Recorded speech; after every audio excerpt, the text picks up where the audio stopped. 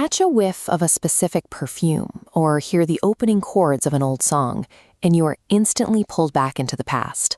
Your heart rate spikes, your stomach drops, your body physically reacts to something that isn't actually there, proving we do not simply retrieve facts, we re-experience them. Yet, for decades, cognitive science has treated the human mind like a computer hard drive. We are told we have a linear filing cabinet up there, neatly storing and recalling sequential data. That mechanical model fails the moment you look at trauma. If memories are only files, a corrupted document shouldn't be able to trigger a full-body panic attack years later without warning.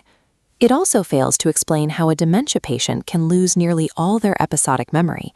The supposed hard drive is wiped clean, yet they can sit down at a piano and flawlessly, emotionally play a complex sonata.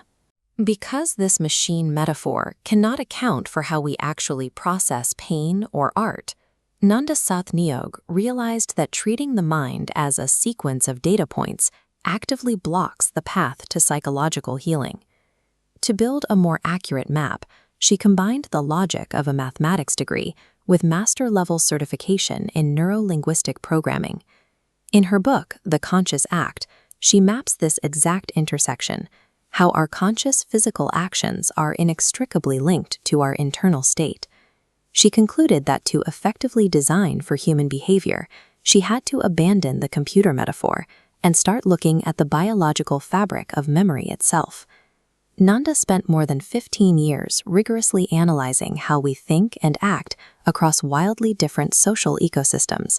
She embedded herself within the hippie counterculture in Arambol, Goa, tracking how environmental consciousness and the use of green drugs shaped group identity and action. Then, she took those observational tools into the boardroom, diagnosing the high-stress behavior patterns of C-suite executives across more than 30 major organizations. She found the same root driver in both the commune and the corner office, the neuro-linguistic state. A person's immediate physical mood and emotional sense of self filters how they perceive the outside world. Across every environment, human behavior is driven by the interaction between external stimuli and our internal emotional states. This peer-reviewed framework is called the Dynamic Holographic Implicit, or DHI, memory model. This model suggests memory is not an archival record, but a living, non-linear fabric.